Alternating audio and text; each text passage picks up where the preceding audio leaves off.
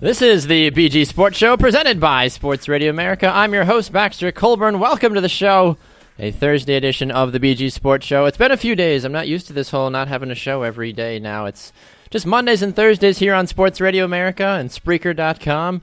We're excited to have you along with us today. There's no Periscope today, unfortunately. Periscope and my iPad decided to have other ideas.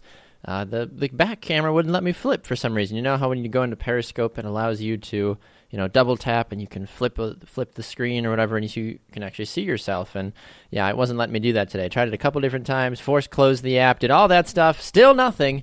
And I was like, well, that's, I guess, how it's going to be today. So you do not get to see what happens in the studio. I mean, there's not much that you're missing. It's just me here with all my cords and boards and everything. But hey, we still have a great show in store for you today. We'll be joined a little bit later on in the program by author Rashad Mitchell, talking about his new book that he wrote, Joe Montana and His Greatest Games, as well, are some of the top games in Joe Montana's career. Anthony Nachereiner will be joining us as well from 1560 The Fan down in Melbourne, Florida. And, of course, David Kenyon will be here as well, chatting a little bit about the curious case of Robert Griffin III. Where he will end up. Will he go to Dallas? Will he go to Denver? Ooh, nobody really knows. But first, let's get to a little bit of house cleaning here. Remember, you can listen to the Sports Radio America show here on the BG Sports Show. If I actually said things correctly, you can listen to the BG Sports Show on Sports Radio America. Goodness, I need more coffee this morning. You can listen to us from 4 to 6 p.m. Central Time on sportsradioamerica.com and on the TuneIn app. You can also catch us on demand on iTunes, iHeartRadio, and on Spreaker.com as well. You can listen to the show live, obviously, Mondays and Thursdays from 1 to 2 p.m. Central. And if you enjoy the social media aspect of life like I do, you can find the BG Sports Show on Facebook by going and liking the BG Sports Show. You can follow the show on Twitter at BG Sports Show, and you can follow myself at Baxter Colburn. If you have any comments, questions, or anything about anything we do on the show, please feel free to reach out to us either via that show Twitter account or my personal Twitter account. And if you ever want to email the show, or if you want to be a guest or have something you just really need to tell me that can't fit into 140 characters, you can email the show at bgsportshow@gmail.com. All right, well, the first order of business today is for all you Packer fans out there. Woo, go Packers. The Green Bay Packers are going to be playing in the Hall of Fame game against the Indianapolis Colts back down in the great, wonderful state of Ohio. August 7th is the Hall of Fame game. The NFL announced this last on Tuesday. And so the Green Bay Packers will now be playing five preseason games, which for some folks are excited because, hey, it's a little bit extra Green Bay Packers time. While for others, they're like, well, that's another opportunity for Jordy Nelson or Aaron Rodgers or anybody else that's good on our team to blow out their knee or to get hit in a freak accident or for them to actually just get hurt because, that's what happens when you play football. And I will be the first to say I'm not. I'm thrilled that Green Bay gets to play in the Hall of Fame game. I think that's fantastic. Brett Favre will be going into the Hall of Fame. It took the Hall of Fame committee 9 seconds to decide on whether or not he should be in the Hall of Fame, and he, I'm sure, will make them not regret that one bit. Brett Favre, as you all know, had a historic and incredible career, not only as a Green Bay Packer, but just in general. Everything he did for the game of football and everything he's been doing for the game of football after the fact as well. For those of you that might remember, over the summer months, myself and Grant Coppersmith had the opportunity to go and see the Brett Favre flag football game that they did down at Camp Randall Stadium in Madison, Wisconsin.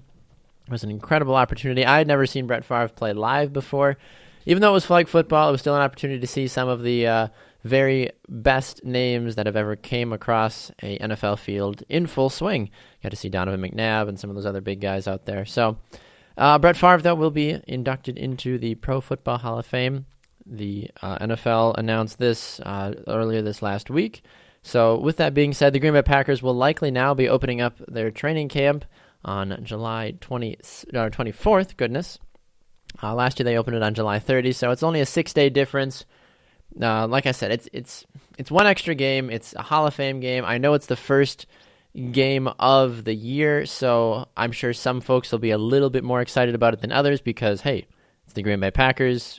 Gosh, everybody loves the Packers. Who can forget Vince Lombardi in the glory days? Seriously, though, like the Green Bay Packers, though, around here in the Milwaukee, Green Bay, Midwest area. I know people even down where I'm from in Florida that love Green Bay, and usually they're transplants. They were born up north here, and then they moved down south. It's because having the opportunity to live in warmer weather. Why wouldn't you? I think it's like 10 degrees out here today or something. Either way. So looking at this, though, it's a good idea for the Green Bay Packers. The last time they got to play in a Hall of Fame game was back in 2003. They lost to the Kansas City Chiefs in a barn burner, 9-0 in that game. It did end prematurely, though, due to lightning and heavy rain. So you talk about it from this perspective, Green Bay getting a chance to play an extra preseason game, as we mentioned. I'm not a huge fan of them having to play 5 games now. I think 4 is fine, and that kind of sparks the debate, too, for a lot of folks. Well, how long is the preseason? Should it be longer? Should it be shorter? Should the NFL season be longer? Should the NFL season start later and play less preseason games and still the same amount of regular season games?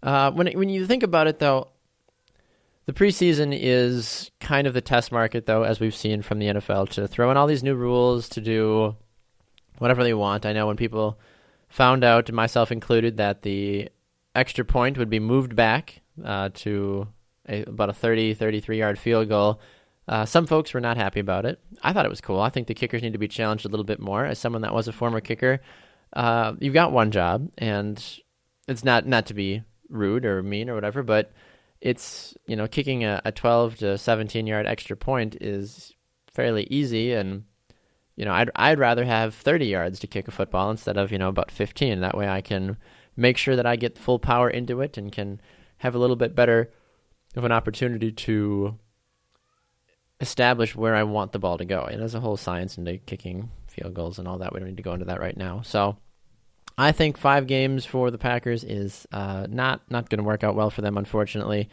You saw what happened with Jordy Nelson last year, but it was a non-contact injury, so it's hard to know. And I'm seeing conflicting things here because in the article here on ESPN.com by Rob Domofsky that I'm referencing here for this segment, if you guys will remember, Aaron Rodgers said that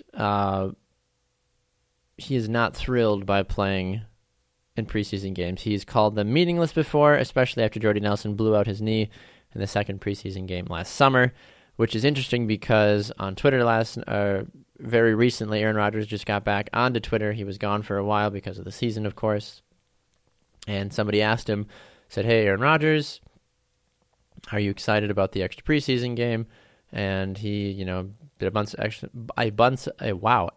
exclamation points and was like, "Yes, I'm super excited. Can't wait to do it."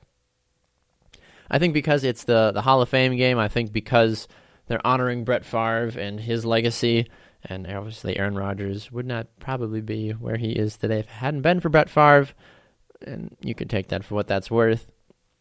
So in that regards, I think Rodgers is excited about it. I think he's excited to get back on the field. The thought of being back on the field more so than the fact that they have to play an extra preseason game. I'm sure Rodgers will probably play. He'll probably play 2, maybe 3 of the preseason games if they're lucky, and then they're going to more than likely have Brett Hundley and Scott Tolzien play the rest of them. I don't know if Green Bay is going to bother going out and trying to find another quarterback at all in the draft or free agent. Usually they bring in one other guy just to shake things up. That usually is to try to keep Scott and Brett. Well, it's to keep Scott on his feet and then to obviously see how now the second-year quarterback Brett Hundley can do. And from what we've seen in preseason games, Brett Hundley is, a pretty good player. He has got those growing pains, as do most, but Brett Hundley's the type of guy that if Aaron Rodgers goes down and if Scott Tolzien goes down, well, you've got Brett Hundley. You've got a young mobile quarterback that could potentially, sling the ball around a little bit, extend the play a little bit more so than maybe Rodgers or Tolzien could do. Rodgers is still pretty good at extending the play, but after he's taken a couple beatings like he has, it's you get a little worried for the guy. So let me know your thoughts. Do you like the fact that Green Bay has another preseason game? They've got 5 total. They play the Indianapolis Colts, who have Marvin Harrison and Tony Dungy going into the Hall of Fame as well this season or this year. And then you also have to think about it from the perspective of they play the Colts again later on in the regular season. Do you like that? They get to play the same team twice. I'm just curious. There's lots of different angles you can look at it. in terms of the Packers playing in the Hall of Fame game. Let me know your thoughts on Twitter at BG Sports Show, at Baxter Colburn. This segment was sponsored by Oddrec Studios. Go and check out their new series, Quiet Storm.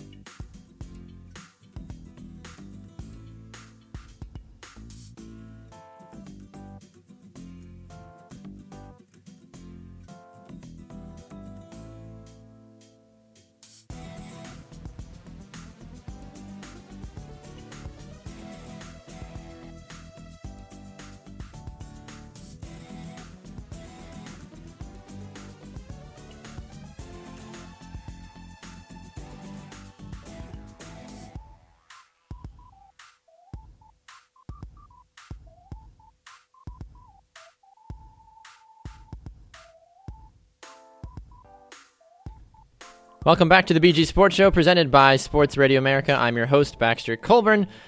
We are joined on the program in just a moment by David Kenyon of Bleacher Report. But before we do that, we want to take a moment to thank one of our sponsors of the BG Sports Show. That would be Ticket Liquidators. Hey, do you have trouble finding tickets for the big game? Well, I know I sure do at times. You can call the number 855-839-7889, and you can help them. They can help you find some of the best tickets at some of the biggest events all around the country. You have a 125% money-back guarantee, and they offer tickets at 15% lower cost than their competitors. Ticket Liquidator. Call them today at 855-839-7889 to get access to over 83,000 events worldwide. All right, it is Thursday, which means that David Kenyon of Bleacher Report is on the program. And we talked about basketball on Monday with David, but today we go back to the wonderful world of the NFL. So hello, David. Welcome back to the show. Hello. All right, David. Well, we talked about the All-Star Weekend and all that crazy stuff on Monday. And now I feel like we need to transition back into the real world of the NFL because, let's be honest, people love playing the what-if game this time of year with the free agent market. And if there's one name that I hear, and I'm sure you've heard a lot about it too in your circles, is Mr. Robert Griffin III. He's still of the Washington Redskins. Technically, he has not been officially released by the team, but we've heard rumors of him going to Dallas. We've heard him going to Denver. We've heard him going to who knows where, maybe the Arena Football League. So can you help us decipher a little bit of all these rumors of what might actually end up to the first round? I don't want to label him a bust yet, but he's kind of moving towards that realm right now. Yeah, theoretically he's going to get released here, and can't imagine that's not going to happen, especially with Washington really going as close to all in on Kirk Cousins as possible without giving him that long-term deal, which is actually probably a good thing on both sides. Anyway, Cousins gets a pay raise this year, and Washington isn't locked into him long-term just in case he's not that good next year. Exactly, and that was the one thing I was a little worried about as well when you talk about Kirk Cousins. He had a pretty good year. I mean, you don't want to try to bet the entire house on him. You don't want to pull a San Francisco 49ers with Colin Kaepernick and be like, oh, you had a great season, now here's lots of money. But you think that Kirk Cousins kind of has a pretty good head on his shoulder as opposed to other younger quarterbacks that have found success early in their career? I'd say so. And that's why Robert Griffin III is expendable at this point. The coaches there are pretty set, I'd say, from an outside perspective, that they're not going to use him. So he's going to have some suitors here on the free agent market. I think one of the biggest misconceptions of I guess, the vocal majority of NFL fans is they think Griffin is a washed-up guy. Well, not really. He hasn't played much in the last 2 years because of injury or coach's decision, and they just didn't play to his strengths after teams started to key in on his zone read game. And so, I mean, he's a young quarterback. He was trying to adapt, and then he wasn't given the shot to. And that he's going to have some teams pursuing him in the offseason here. How much of a bargaining chip does he have on his end in terms of contract length and possible cash that he can haul in? That's tough to say.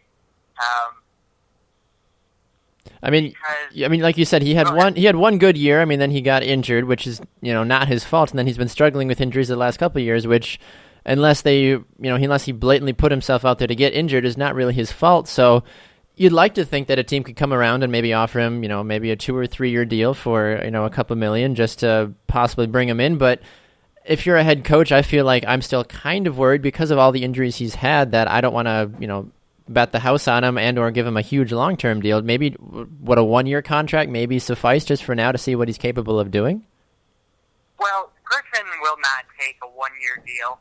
I cannot imagine. He's going to want that financial security, and who can blame the guy?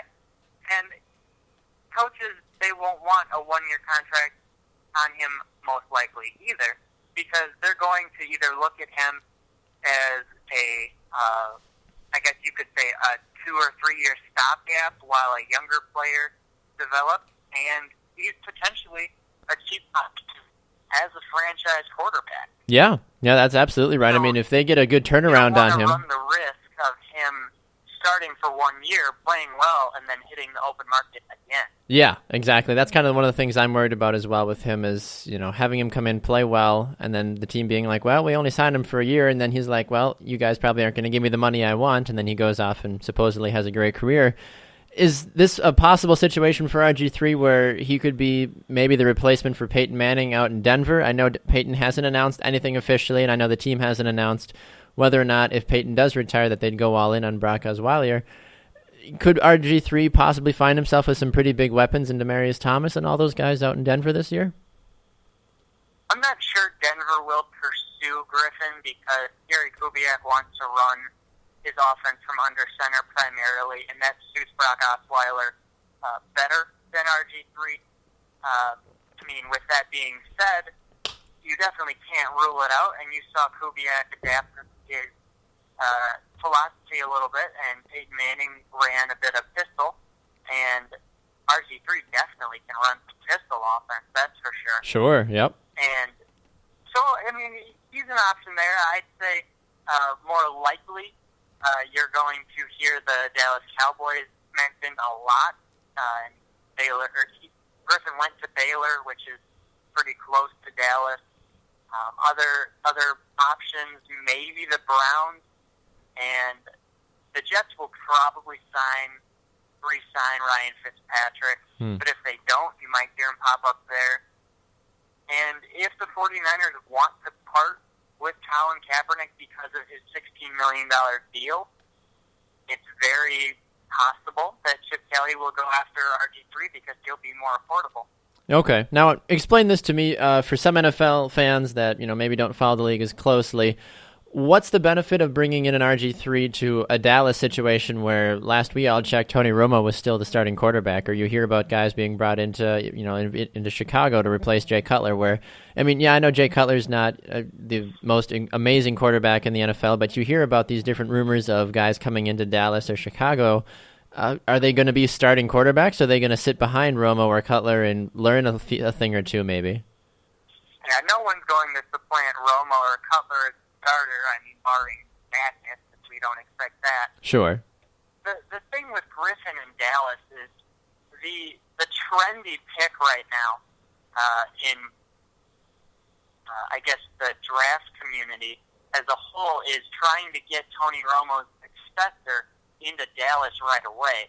But I'm not really sure you should be spending a top 5 pick on any of the quarterbacks this year. I really like Carson Wentz, but I think he's a top 25 prospect. And yeah, Jake Locker, Blaine Gabbert, Christian Ponder, those guys showed you how dangerous it is to reach for a quarterback. Yeah. And so I think Dallas should go ahead and pick a defensive player at that number 4 spot. Yeah, I'd agree with you on that one. Absolutely. I mean, you look at that defense. I mean, they've got a decent defense there, but they still have some holes to fill. And hey, if Tony Romo's still playing at a fairly good level, why waste a high pick on him? Maybe either bring in a mid-level guy or just sign a couple-year guy off the free agent market and not have to break the bank. Yeah, exactly. And that's the biggest thing is you're committing a bit of salary to a guy who's probably not going to start for a couple years. He's not falling into your lap like Aaron Rodgers did Green Bay or Derek Carr Oakland or even Minnesota trading back into the first round to grab Teddy Bridgewater. Mm-hmm. And this is a high pick. You have to hit on this pick. And there's no surefire quarterback in this draft. Yeah, no, I completely agree with you on that one. I would go get your defensive player you're more comfortable in and sign RG3 as a backup because, I mean, let's be serious, Dallas's backup quarterbacks were an absolute disaster last year. Yeah, I mean, they made for fun following of the team, that's for sure. But yeah, the Dallas Cowboys haven't been blessed like certain teams to have, a good 1-2 punch with certain quarterback combinations. Now, we mentioned Colin Kaepernick in passing. Real quick before we let you go, do you have any idea of what's going to happen? I mean, I feel like now that Chip Kelly is out in San Francisco, that kind of plays into Colin Kaepernick's hands in terms of, okay, I've got a coach here that might actually run a good offense that I could excel in. But then all of a sudden, as soon as Chip Kelly got there, we heard rumors of maybe him going to the Jets. We've heard him all kinds of different things. I mean, is San Francisco thinking about switching the style of quarterback they want, or could Colin Kaepernick finally excel with a good coach that knows how to run the offense that he's good at doing?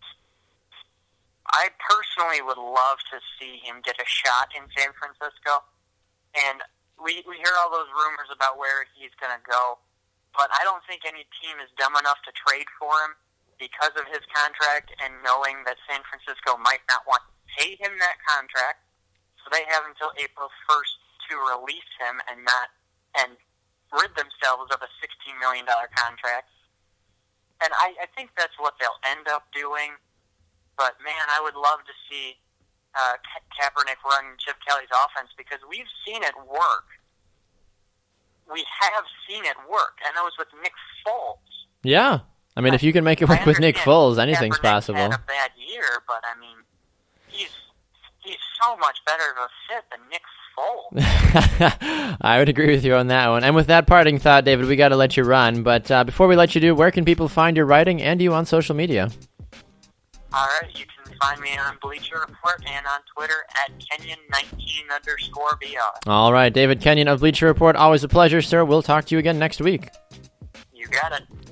All right, this segment has been sponsored by Oddrec Studios and their new series, Quiet Storm. You can follow Oddrec Studios on Facebook, Twitter, and Vimeo, and be sure to check out their crowdfunding Patreon page to see exclusive backer features like Periscope feeds and Google Hangouts. You can support the show for as little as $2 or hit the support on their Thunderclap page.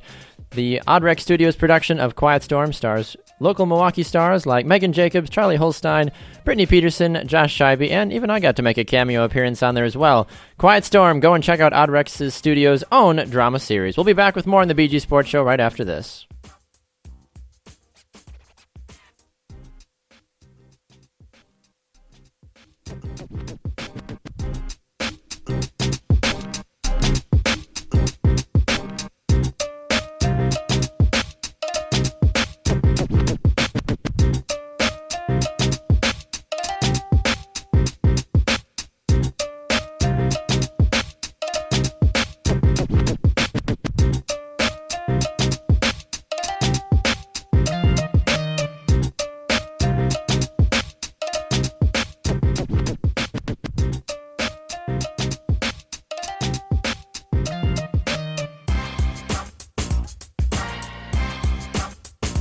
Welcome back to the BG Sports Show presented by Sports Radio America. I'm your host, Baxter Colburn. We are joined now on the line by the executive producer for Sports Radio 1560 The Fan in Melbourne, Florida, Anthony Nachereiner. Welcome to the program, Anthony. How are you today, sir?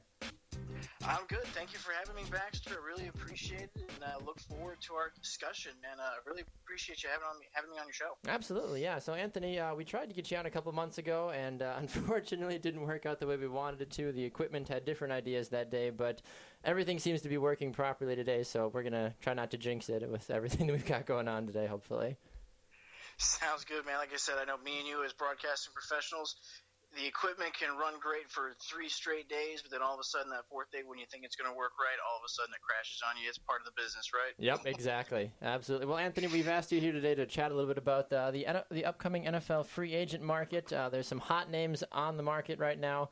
Whether or not those players get franchise tagged or cut by their teams, or who knows what can happen with the NFL free agency, but I know there's a lot of big names out there, but I was hoping you could kind of help us sort through some of the big names and what might end up happening to some of them. Absolutely. Looking forward to it. And a lot of question marks. And let's face it, March 9th is going to be the new league year starting. And at 4 o'clock that same day, we're going to have free agency wide open. So I'm sure we're going to see a lot more names probably even come onto the market because teams are going to be making some cuts here as the deadline approaches. Yeah, we've seen that the last few days. Nobody too big to my knowledge, but you've seen, the Chicago Bears release this player, or the San Diego Chargers release that player, or cut ties with this player. So you can definitely tell that some teams are starting to gear up for that time of free agency. It's almost like Christmas, where everybody kind of freaks out, throws a bunch of money around, and once the dust settles, it's like, ooh, did we get anybody that we actually like? So, but I think some of the big names that are out there right now, Von Miller is a huge name, obviously, the Super Bowl MVP. I feel like Denver would be stupid to let him walk, but at this point, though, could he have that bargaining chip in his side now, saying, hey, guys, I helped you guys win a Super Bowl. I deserve to be paid a lot of money now. Well, I would agree with you there. Von Miller showed exactly he is worth all the money. He is worth being paid top dollar. But the question for Denver is can they afford it? Because they've also got a lot of other free agents on their list as well. You've got Malik Jackson, that defensive tackle that also created a lot of havoc on that defensive line in that Super Bowl and throughout the playoffs. You also have Trevathan, the Denver linebacker, who's really fast. So you also have Brock Osweiler that they have to try and sign as well, because supposedly he will be the quarterback of the future for this team. So, and Denver's only dealing with about $8 million in salary cap money. So they're going to have to play with this very carefully and see if they can get Von Miller. Yep. I think they can franchise tag him and get him the money, but at the same time, I think they're going to have to decide: are we going to take one player, or are we going to keep 3 or 4 players like a Jackson or a Trevathan and an Osweiler? Talking with executive producer for Sports Radio 1560 The Fan in Melbourne, Florida, Anthony Nachereiner, about the NFL free agent market. Yeah, you mentioned with Von Miller, Anthony. He's one of those guys where you can't not want him on your team, but at the same time, like you said, is it worth putting all your chips in for one player, or do you try to spread it out and try to make your team, as good as you can overall? So it's one of those hard things to figure out, especially with a guy like Von Miller. And I'm sure that if Denver decides to pass on him, that he will be more than taken care of by any other team in the NFL, honestly. Well, I think here's the key, too, and if you're looking at some of these teams that do have a lot of cap space, you're talking about the Jacksonville Jaguars that definitely need a pass rush. They've got about $80 million in cap space. You've got the Raiders, who've got about $74 million in cap space. The Bears was 60, and ultimately I think the two best fits there would probably be the Jags or the Raiders for Von Miller. And I know the Denver Broncos don't want to lose Von Miller, especially to a division rival. But it'll be interesting to say the least because, like I said, they've got Jackson, they've got Trevathan, and they got to sign their quarterback. Yeah. You may win a Super Bowl, but you really aren't going to make the playoffs. As a Bucs fan, I know this. You're not going to make the playoffs with a bad quarterback play. Yeah, absolutely. I mean, and that whole Jameis Winston conversation can be a whole nother time for multiple segments along a season. We could have a season on that. But, I mean, you look at, though, with everything, and I don't want to get too far off a track, though, but you mentioned the quarterback situation, too, in Denver. I mean, it could be Brock Osweiler. We've also heard rumors of, a guy named RG3 as well possibly coming to Denver. But, once again, another subject for another time. Who are some of the other big guys on your free agent list that folks are curious to know where they're going, myself included? Well, I think ultimately I want to find out, okay, what's going to happen with Josh Norman with Carolina? Yeah. Now, I believe that Carolina will probably franchise tag him, if not at least get a deal worked in. He's young, he's a very promising player, and he's and if you can tell from the Super Bowl as well, though, even though you can see his emotions on his sleeve, he's a very passionate player, and he's somebody that gives you 110% every Sunday. So I think Carolina is going to keep him. But somebody that I'm curious to see what happens to is Eric Berry from Kansas City. Yes, yep, absolutely. The Chiefs are kind of in the middle of the pack with that cap situation. Can they afford him? Plus, they've got Tommy Holly, I believe that's how you say his name. They got to pay him as well. So Kansas City got to try and figure out which defensive star they're going to want to pay. Anthony Nachereiner, executive producer for Sports Radio 1560, here with us on the BG Sports Show. One of the names that's come up, at least up here in the great Midwest, is Matt Forte's name. He has told Chicago he does not want to be back, which is probably one of the smartest decisions of his career. However, as a running back, he's 30 years old, which, for a normal human being, it's like, oh, you're 30, you've got plenty of life left in you. But as an NFL running back, you're lucky if you've got maybe 2 or 3 consistent, good years left in front of you. Have you heard any rumors at all about where Forte might land? Listen, if Lovie Smith was the head coach of the Tampa Bay Buccaneers still, I would probably say Tampa Bay would be the primary landing spot for Matt Forte. But as that is not the situation, I think Matt Forte is going to take his time with this. I don't think he's in any rush. Obviously, he's not going to get top dollar as a running back, but there's going to be a team that's probably going to want his services. And a team that's, look to New York Giants. The Giants running back situation has been unstable since Brent Jacobs and Ahmad Bradshaw, so possible solution there in New York and getting Matt Forte. Both teams, the Jets or the Giants, could go after him. Also look to possibly the Jags as maybe they continue to complement Matt Forte and their young running back TJ Yeldon. Another team that I like is the Titans. The Titans are going to need a running back as well, and once again, another situation where they complement their young running back and give them a veteran who's been very successful. Absolutely. What about a team, too, like Seattle? We've seen Marshawn Lynch probably sort of kind of thinking about retiring. I'm pretty sure he has retired. A team like Seattle, the one thing that they kind of lacked this last year because of the injuries to Marshawn Lynch and some of their other good running backs was, a consistent running game. If Matt Forte, I'm assuming he's going to want to try to go to a team where he can win a Super Bowl because, no offense to him, why bother going to a Jacksonville or a Tennessee with only 2 or 3 years probably left in his NFL career if he just is, I understand playing for the love of the game, but the man's never won a Super Bowl. I feel like if I'm him, I'm going to want to go to a team where I can have an opportunity to, take home that Super Bowl trophy.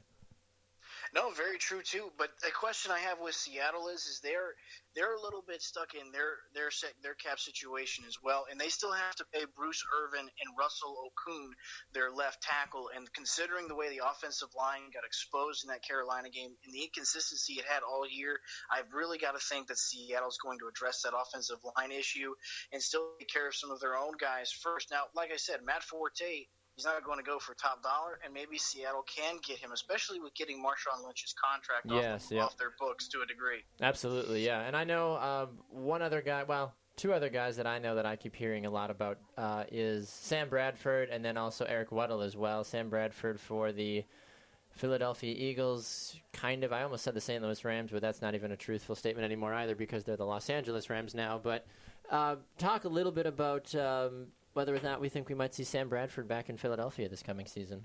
I'll be honest with you, I do not think Sam Bradford goes back to Philadelphia. If I were the Eagles, I don't think I would pay him. And considering the contract talks that Bradford and the Eagles entered into during the season last year and the type of money Bradford was asking for in his production, if I was the Philadelphia Eagles, I would move on and look to the future. Draft somebody in this draft or, sign somebody else. Maybe try and lure a Kirk Cousins. Some of the other quarterbacks that we can look at here, a Fitzpatrick. You also, Osweiler could become available. So there are some guys there in the free agency period that maybe if they aren't taken care of by the teams that we think they're going to take care of them, Philly could have other options besides Bradford. And to be honest with you, I've never been a big fan of Bradford. I've never been a big fan of him even coming out of college after the injuries. So I think it would be best for the Eagles long term to go ahead and move away from the Bradford experiment and kind of get moving forward on a younger quarterback or at least a stopgap quarterback. Yeah, no, I completely agree with you on that one. Well, and I did want to ask you about Eric Weddle, but you brought up Kirk Cousins. I want to talk about him real fast before we got to let you go. Kirk Cousins taking the NFL by storm this season with the Washington Redskins. If Washington's smart, they'll pay him, I'm assuming. But if they're not smart, I could see, a Denver possibly. That would be a good changing of the guard from, the old gunslinger to a new and upcoming guy like Kirk Cousins. You'd give him plenty of weapons to go and throw the ball around too. But if Kirk Cousins doesn't end up in Washington, where do you think he might end up? Because he's probably raised the market value a little bit about him. But I'm sure teams, if anybody in the NFL has learned anything, which as we know they usually don't, one guy has a good season and then he gets incredibly paid, and then sometimes it doesn't always pan out like Colin Kaepernick, but that's a whole nother conversation. So Kirk Cousins, what do you think is the best possible thing for him going forward with his career? I'll tell you what, here's a surprise team for you. If Kirk Cousins doesn't land with the Washington Redskins, the Chicago Bears might be a great destination for Kirk Cousins. Yep. Because Kirk Cousins has, I like his arm. There's a lot of things to like about Kirk Cousins. Yes, the interceptions were a problem, but you know what? If the Bears are able to keep their weapons like an Alshon Jeffrey and a Miller and everybody else along with them and develop Kevin White along, Kirk Cousins will have some weapons again on that offense, because let's face it, we know the Chicago Bears, while yes, they were happy with Jay Cutler's progression with Adam Gase is no longer there, and who knows what you're going to get with Jay Cutler in 2016. Maybe you find a better solution with Kirk Cousins, and you don't have to deal with the head problems of a Jay Cutler. That is very true. Very, very true. Well, we've just been having the opportunity to speak with Anthony Nachereiner, the executive producer for Sports Radio 1560 The Fan in Melbourne, Florida. Anthony, so much of a pleasure, sir. We look forward to speaking with you again in the future. Thanks a lot, Baxter. I really appreciate it. You do a great job. Thanks, man. Not a problem. All right, we're going to take a break. When we come back on the BG Sports Show, more to get to. A lot of great sports talk out there, and you never know what exactly is going to happen next on the BG Sports Show. You're listening to the BG Sports Show, presented by Sports Radio America.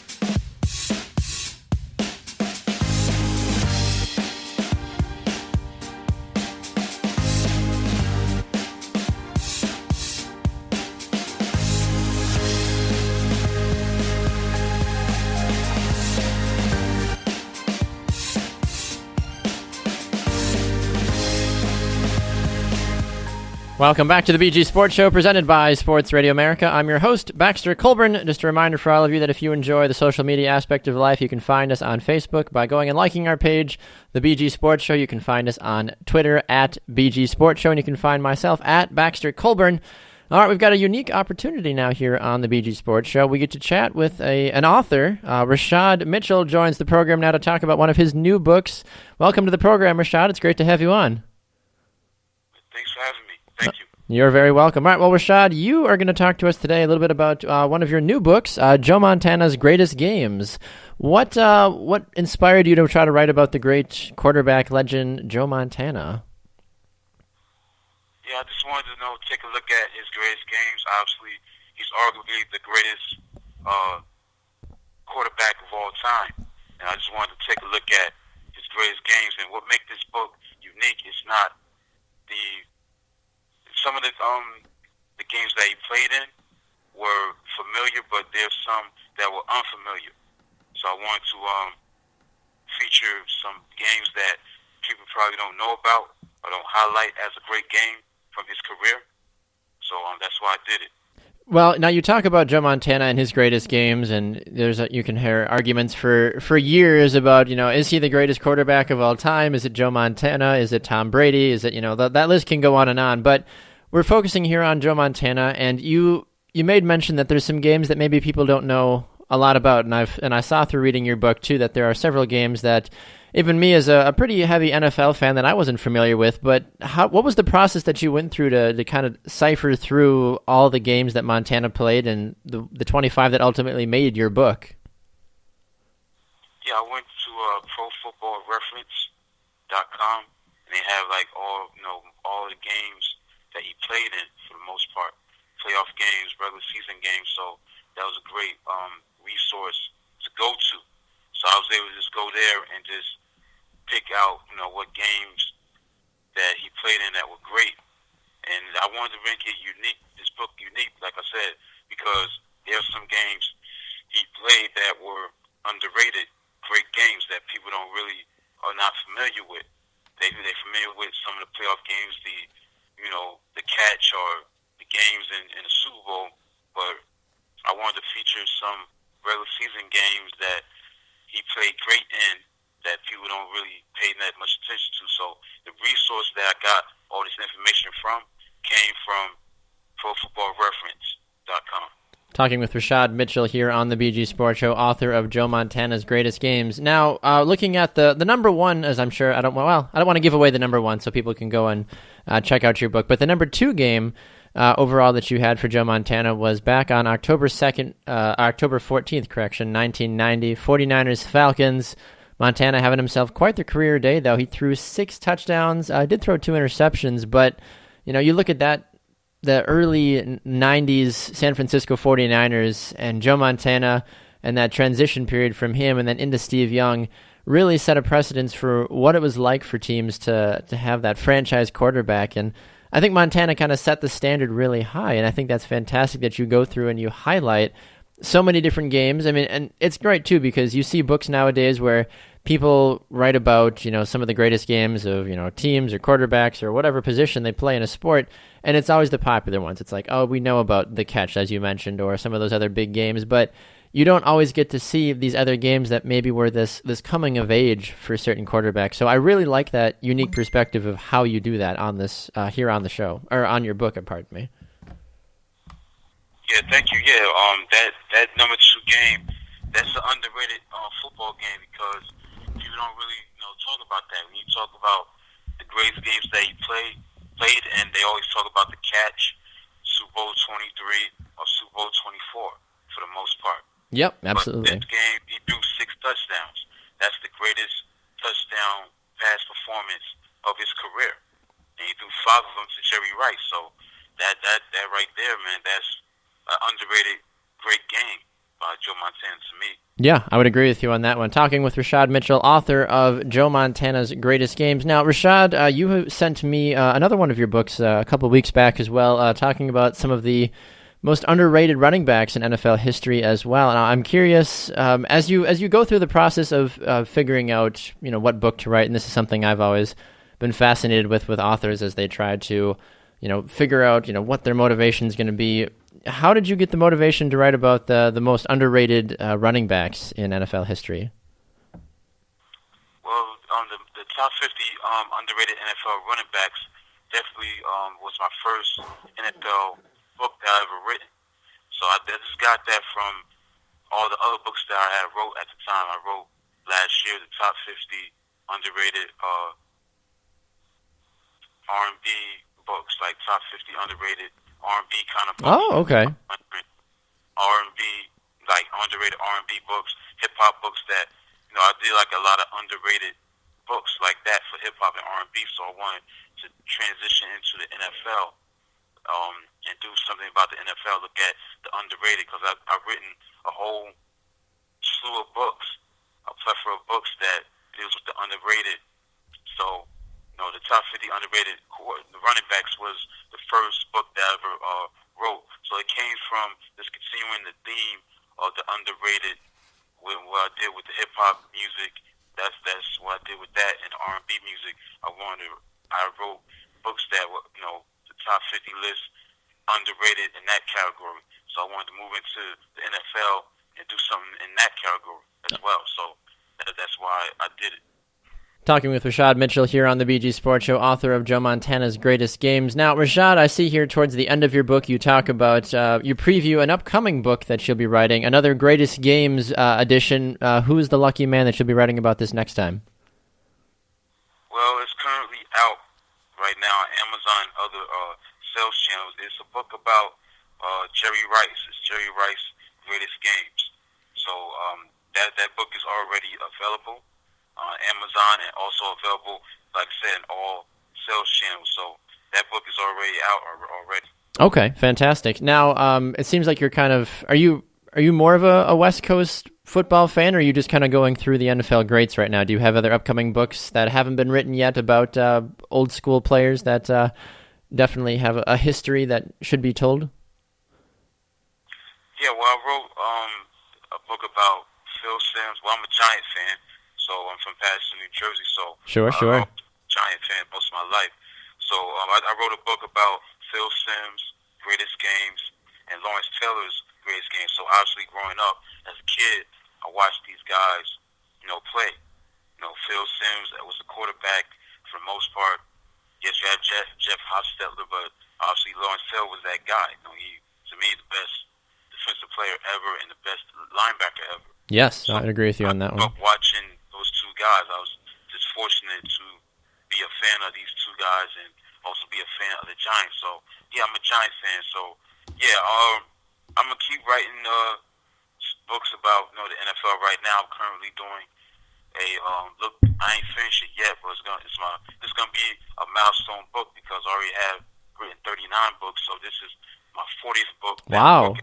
Number 40. Well, congratulations. So I'm doing a book about, thank you. I'm doing a book about the 49ers versus the Giants Greatest Games. Ooh, okay, yeah, that's definitely one of those rivalries that I'm sure those early 80s and 90s fans will know a lot about. Now, I have to ask you, Rashad, a lot of the listeners on the BG Sports Show are based in the Midwest. A lot of them are Green Bay Packer fans. Are we going to see any Brett Favre or Bart Starr or Aaron Rodgers' Greatest Games books coming from you anytime soon? It could be possible. I wouldn't mind doing a book about the Packers, those certain players that played for that team, especially Brett Favre and Bart Starr, no question.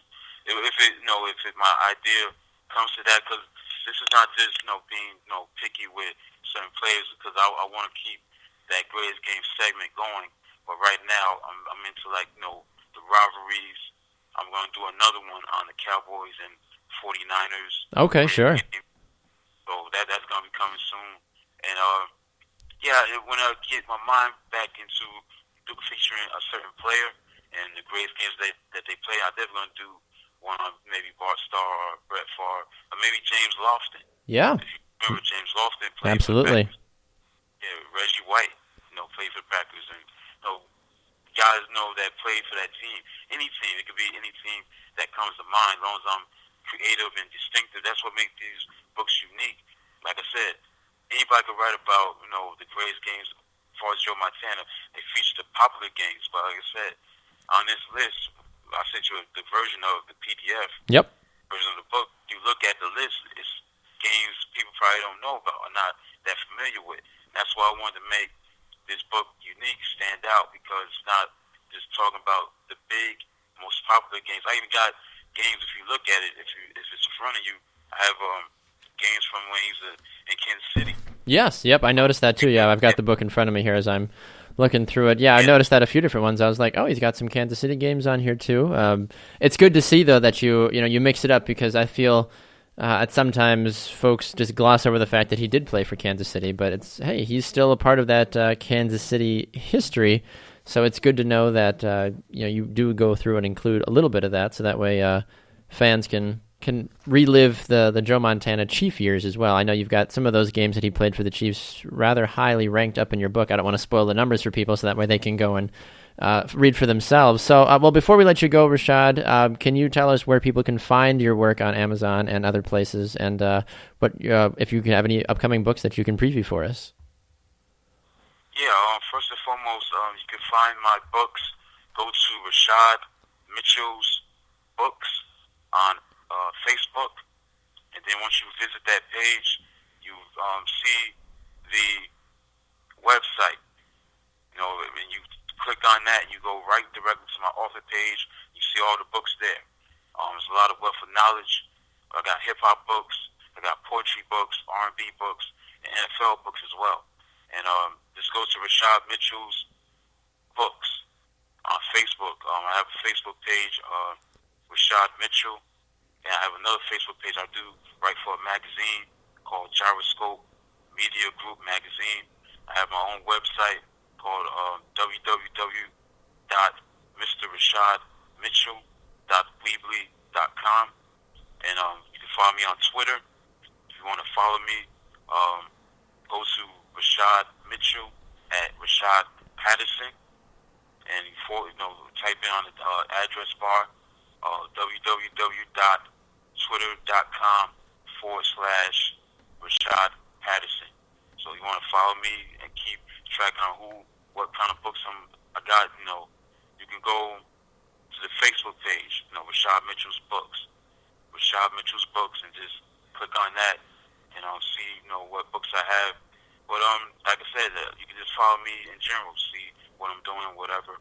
And I'm gonna be around, so I'm just here to just make my mark and impact people with my knowledge of sports, any type of history, man. Just share my knowledge. That's the purpose, Not just, I want to sell books, no question, but I want to make an impact on people with knowledge. Like I said, in this list of greatest games, books, games that Joe Montana played in, people probably don't know about. That's the impact I want to make on people. So that's why I'm doing these kind of books. So I'm currently working on the 49ers versus the Giants greatest games. I'm not done with it yet. Then I'm gonna do the Cowboys 49ers greatest games, and I have some other stuff that are listed as far as my projects are concerned. I'm gonna be writing a lot of books this year, so I'm just gonna keep it coming, and hopefully I could be on your show. Absolutely, yeah. You're more than welcome back, Rashad. You said you have a quiz show, sports quiz show? I do, yep. On right here on Sports Radio America, What's the Score, the sports news quiz. We do those on Sundays. So we'll have to chat about that off the air, though, Rashad, because I got to get to a commercial break. But I appreciate you taking the time today. You can go and find Rashad Mitchell, as you mentioned. Go find him on Twitter and on Facebook. And go head over to Amazon as well and check out his book. Rashad Mitchell, it was a pleasure, sir, getting to speak with you. We'll talk to you again in the near future. All right, thank you for having me. Thank you. All right, we'll be right back. We're going to go to a break. When we come back, what's trending in the sports world? We'll talk about it here on the BG Sports Show. Back right after this.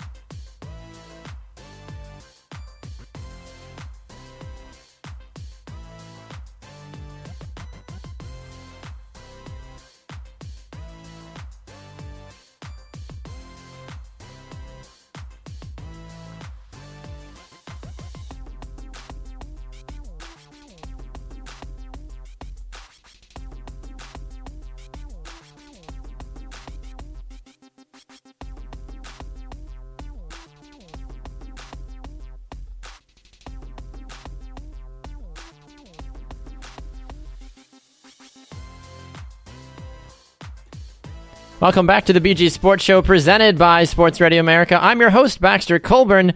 Thank you so much for joining us today. Quick reminder that this upcoming segment is sponsored by Oddrec Studios and their upcoming series, Quiet Storm. Go and check it out, Oddrec Studios. You can find them on Facebook and Twitter. Jack Elbert, one of the many, many faces behind the scenes here at the BG Sports Show and some of the other shows that we do as well here on Sports Radio America. Go and check them out, Oddrec Studios, and their new upcoming series, Quiet Storm, as well. Find them on Thunderclap.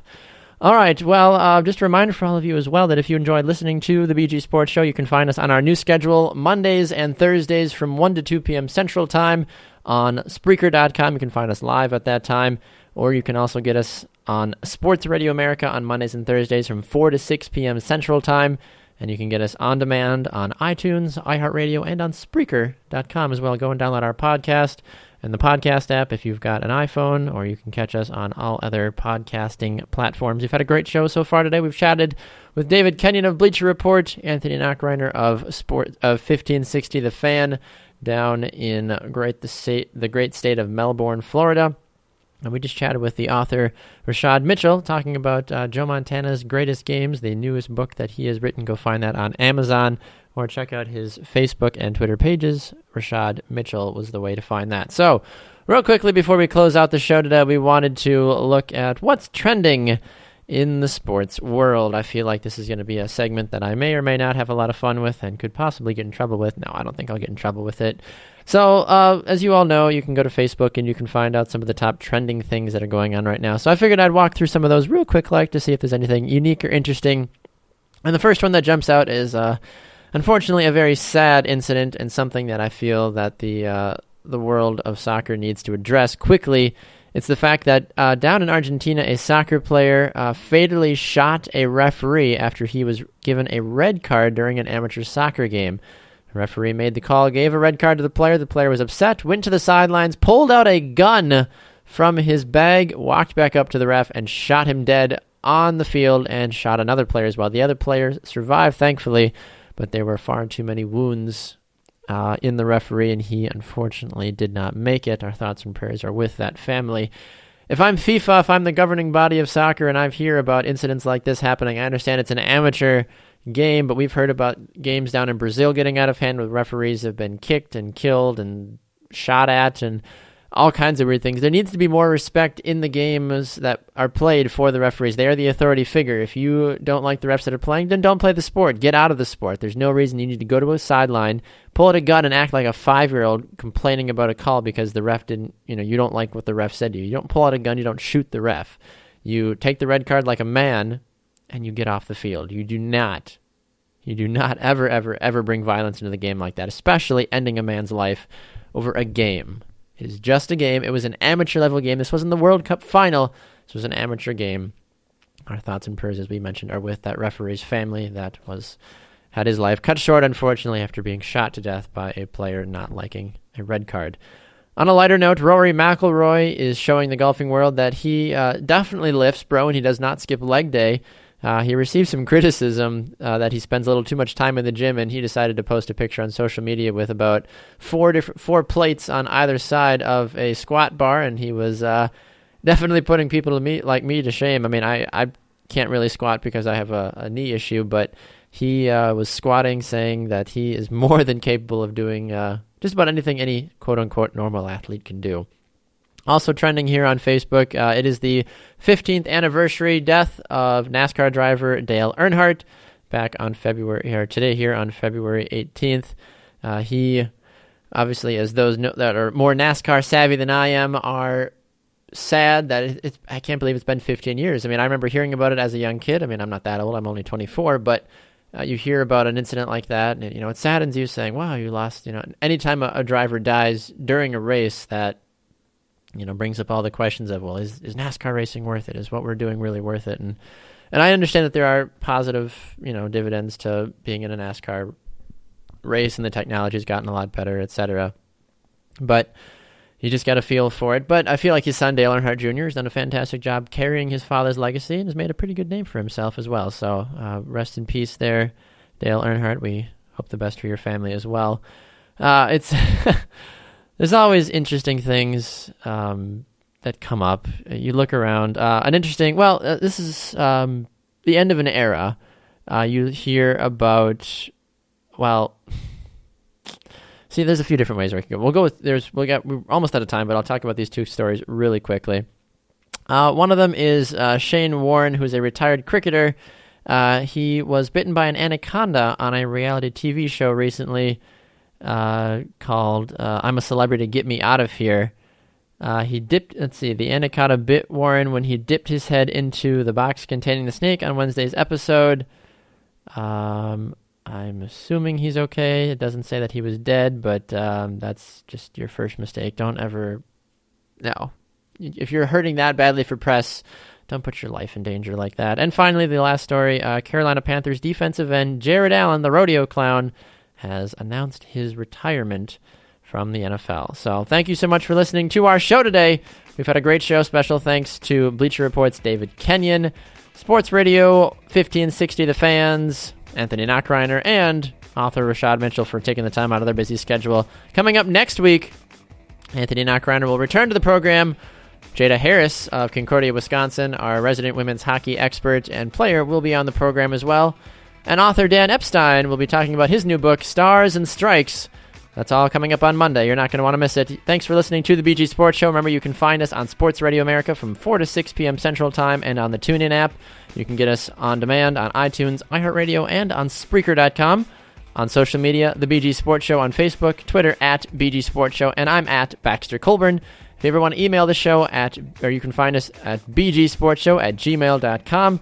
I'm Baxter Colburn. Enjoy the rest of your day. We'll see you all again on Monday.